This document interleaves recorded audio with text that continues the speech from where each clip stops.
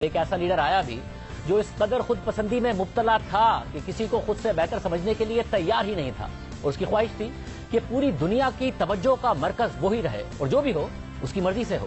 اس leader کو نہ سننے کی عادت نہیں تھی، مگر ہاں کہنے والوں کی حمایت بھی حاصل نہیں تھی، اور یہ مقام حاصل کرنے کے لیے عوامی مقبولیت بہت ضروری تھی، اور عوام میں مقبول ہونے کے لیے اس لیڈر نے سیاسی نظام سے متعلق عوام میں موجود ناراضیوں اور خدشات کا فائدہ اٹھانا شروع کر دیا، معاشرے میں موجود بے روزگاری، بھوک اور ناانصافی پر آواز اٹھانا شروع کر دی، اور لوگوں کو باور کرایا کہ وہ ایک لیڈر نہیں ہے بلکہ ان کے حقوق کا محافظ ہے، جبکہ مخالفین لٹیرے ہیں، منافق ہیں، غدار ہیں۔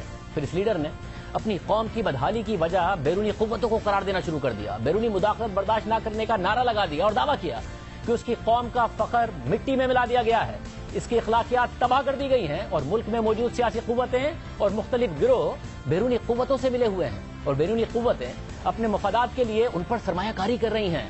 پھر اس لیڈر نے اس بیانیے پر کام کرنے کے لیے کئی سازشی نظریوں پر کام شروع کیا، اور عوام کی ایک بڑی تعداد اس لیڈر پر اندھا اعتماد کرنے لگ گئی۔ مگر سب سے دلچسپ بات یہ ہے کہ اس لیڈر کو تقاریر کا فن آتا تھا، وہ جھوٹ بھی اس اعتماد سے بولتا تھا کہ لوگ اسے سچ مانگنے لگ گئے تھے۔ لیکن اس پوری حکمت عملی کے باوجود اس لیڈر کو اقتدار تک پہنچنے کے لیے جو عوامی حمایت کی ضرورت تھی وہ اس کے پاس نہیں تھی، جس کے بعد اس لیڈر نے خود کو مزید عوامی بنانے کے لیے ایک مخصوص لباس پہننا شروع کر دیا، ایک مخصوص اسٹائل اپنا لیا، اور دیکھتے دیکھتے لوگوں میں اس کا اسٹائل ایک فیشن بن گیا۔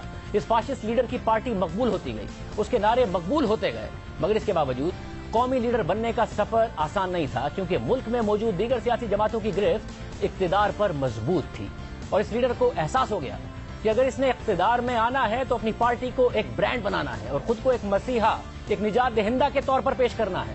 اپنی پارٹی کو ایک برانڈ بنانے کے لیے اس لیڈر نے ایک فورس پر کام کرنا شروع کر دیا جو نوجوانوں اور وفاداروں پر مشتمل تھی، اور وہ اس لیڈر کی ہر بات پر لبیک کہنے پر تیار تھی، بنا یہ سوچے کہ وہ بات صحیح ہے یا غلط۔ اور پھر ہوا بھی یہی، اس لیڈر نے اپنے پیچھے ایک بڑی فورس قائم کر دی، اور لوگ اس لیڈر کے حق میں مارچ کرنے لگے۔ وہ لیڈر جو کچھ عرصہ پہلے تک چند سو لوگ مشکل سے اکٹھا کر پاتا تھا، اس نے ہزاروں لوگوں کے مجمع سے خطاب کرنا شروع کر دیا، اور خطاب اور جلسوں کا ایک ایسا انداز اپنایا کہ لوگ اسے نظر انداز نہ کر پائیں۔ اور اسی دوران وہ غریبوں کو یقین دلاتا رہا کہ دولت ایک مخصوص طبقے تک محدود ہے، اور اسے اشرافیہ کے ہاتھوں سے نکال کر عوام کی حکمرانی قائم کی جائے گی، روزگار کے مواقع فراہم کیے جائیں گے، یومیہ اجرت کو بڑھایا جائے گا، کسانوں کو ان کی زمین دی جائے گی، انڈسٹری کو بہتر بنایا جائے گا، قوم کی اخلاقیات کو زندہ کیا جائے گا، اس کا کھویا ہوا مقام واپس دلایا جائے گا۔ جس کے بعد اس لیڈر نے ایک ٹیم سلیکٹ کی جس کا مقصد اس کے پیغام کو بغیر کوئی سوال اٹھائے آگے بڑھانا تھا۔ اس ٹیم میں آرگنائزرز شامل تھے جن کا کام پارٹی کے جلسوں اور ریلیوں کے انتظامی معاملات دیکھنا تھا، اور اس ٹیم میں سابق فوجی بھی شامل ہو گئے جن کا کام مخالفین کی آواز کو دبانا تھا۔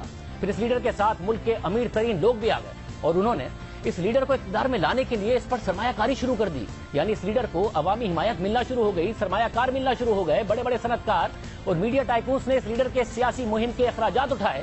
لیکن اس لیڈر کو ایسے لوگوں کی تلاش تھی جو اس لیڈر کے جھوٹ پر مبنی پیغامات کو ایک بیانیہ بنا کر عوام کو ذہن نشین کروا دے، اور پھر اس لیڈر کو ایسے لوگ ملے بھی جنہوں نے وفاداری کا وعدہ کیا اور پروپیگنڈا کرنے کے لیے جدید میڈیا کا استعمال کیا، ایک باقاعدہ نیٹ ورک بنایا، اور اس بات پر اتفاق کیا کہ ہر جلسے میں، ہر تقریر میں ایک ہی بات کو بار بار دہرایا جائے، چاہے وہ جھوٹ ہی کیوں نہ ہو، مگر اس بات پر زور دیا جائے اور بار بار دیا جائے، اتنی بار دہرایا جائے کہ جھوٹا پروپیگنڈا بھی سچ لگنے لگے۔ اور ہوا بھی یہی، دیکھتے دیکھتے ایک ہی قسم کا بیانیہ ذرائع ابلاغ کے مختلف پلیٹ فارمز پر دیا جاتا، جس کی وجہ سے اس لیڈر کے حامی تو کیا، مخالفین کو بھی اس کی باتیں یاد ہو گئی۔ وہ قرضوں میں ڈوبی ہوئی قوم کو دوبارہ اپنے پاؤں پر کھڑا کرنے کا وعدہ کرتا رہا، دعویٰ کرتا رہا، مگر یہ سب کرنے کے بعد بھی اس لیڈر کو اقتدار نہیں ملا۔ اور ایک دن اس لیڈر نے حکومت کا خاتمہ کرنے کے لیے ملک کی اہم شاہراہوں پر مظاہرہ شروع کر دیا، تشدد کا راستہ اختیار کیا، اور اس کارروائی میں ملک کا ایک نامور فوجی جرنیل بھی اس لیڈر کے ساتھ کھڑا ہو گیا، کیونکہ یہ لیڈر اسے وعدہ کر چکا تھا کہ حکومت کا خاتمہ ہوگا تو وہ اسے ملک کی فوج کا سربراہ بنا دے گا۔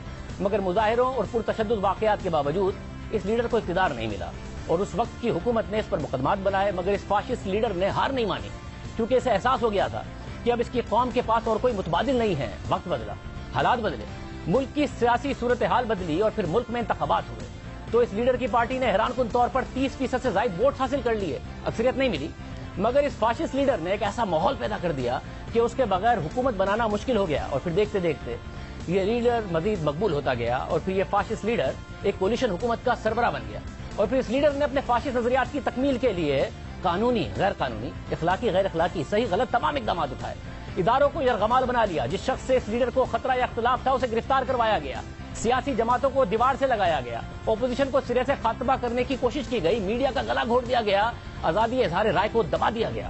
ایسے قانون بنائے گئے جس سے سارے اختیارات اس کے پاس آتے گئے. بغیر ثبوت کی گرفتاریوں کے لیے قانون منظور کرائے گئے اور لوگوں میں یہ خوف پھیلا دیا گیا کہ ملک خطرے میں ہے اور خود کو ایک بہادر لیڈر کے طور پر پیش کیا اور وعدہ کیا کہ وہ اس قوم کو اس کا کھویا ہوا مقام واپس دلائے گا. مگر اس ملک کا کھویا ہوا مقام تو واپس نہیں آیا. وہ ملک مزید پستی میں چلا گیا. ایک زمانہ تھا کہ یہ لیڈر اپنی قوم کے لیے ایک ہیرو تھا اور آج اس لیڈر کی اونرشپ بھی کوئی لینے کو تیار نہیں ہے. جس فاشسٹ لیڈر کی بات ہو رہی ہے وہ ایڈولف ہٹلر ہے, جس نے آج سے 77 سال پہلے آج ہی کے دن یعنی 22 اپریل کو اپنی شکست قریب دیکھ کر اشتعال میں آ کر کہا کہ میں برلن میں آخری دم تک رہوں گا اور بھاگنے کے بجائے خود کو گولی مار دوں گا. اور اس کے 8 دن بعد ہٹلر نے اپنی اہلیہ کے ساتھ خودکشی کر لی. آج ہٹلر کو پوری دنیا جانتی ہے. شاید ہی ہٹلر جیسی مقبولیت کسی لیڈر کو ملی ہو, لیکن وہ مقبولیت اچھائی کے لیے نہیں تھی. ہٹلر کو آج بھی لوگ یاد کرتے ہیں تو ایک نسل کش, پاگل اور ایک فاشسٹ لیڈر کے طور پر یاد کرتے ہیں. یہ تو ماضی کی بات تھی. مگر موجودہ دور میں بھی ایک ایسا لیڈر ہے جو کہتا تو خود کو جمہوری ہے لیکن رویہ آمرانہ ہے. یہ لیڈر مقبول نعرے لگا کر اقتدار میں آیا. کہا کہ وہ سب سے پہلے اپنی قوم کی بات کرے گا, دوسرے ممالک کی جنگوں میں شامل نہیں ہوگا, ملک کو قومی خسارہ ختم کر دے گا, مخالفین کو جیل میں ڈال دے گا. ہر روز جذباتی تقاریر اور ٹویٹس کرتا رہا. اس شخص نے اپنی پارٹی میں آمرانہ کلچر پیدا کر دیا. اختلاف کرنے کی گنجائش نہیں تھی. اختلاف کرنے والوں کا مذاق اڑایا گیا یا ان کے خلاف مہم چلائی گئی. سوال اٹھانے والے میڈیا گروپس کو جانبدار اور جھوٹا قرار دیا گیا. ان کے صحافیوں کا بائیکاٹ کیا گیا. اپنی تقاریر میں میڈیا گروپس کا نام لے کر ان پر الزامات عائد کیے گئے. یہ لیڈر ہر وقت اپنی بات کرتا تھا. اس میں بہت میں تھی, انا بھی بہت تھی. اور جب عوام نے اس لیڈر کو موقع فراہم کیا اور وہ ڈیلیور نہیں کر سکا, نتیجتاً اس لیڈر کو شکست کا سامنا کرنا پڑا. ووٹنگ کے ذریعے اس لیڈر کو نکال دیا گیا. مگر اس لیڈر نے شکست ماننے سے انکار کر دیا. ملک میں ایک سیاسی بحران پیدا کر دیا. آخری وقت تک کوشش کی کہ کوئی راستہ نکل آئے تاکہ وہ اقتدار میں رہے, مگر جب کوئی راستہ نہیں نکلا تو اس لیڈر نے کئی الزامات عائد کیے. ایک سازشی نظریہ ایجاد کیا. عوام کو سڑکوں پر آنے کا کہا. افراتفری کا ماحول پیدا کر دیا اور ملک کی آزادی کو بنیاد بنا کر تمام غیر آئینی اقدامات کو ایک قومی خدمت قرار دے دیا.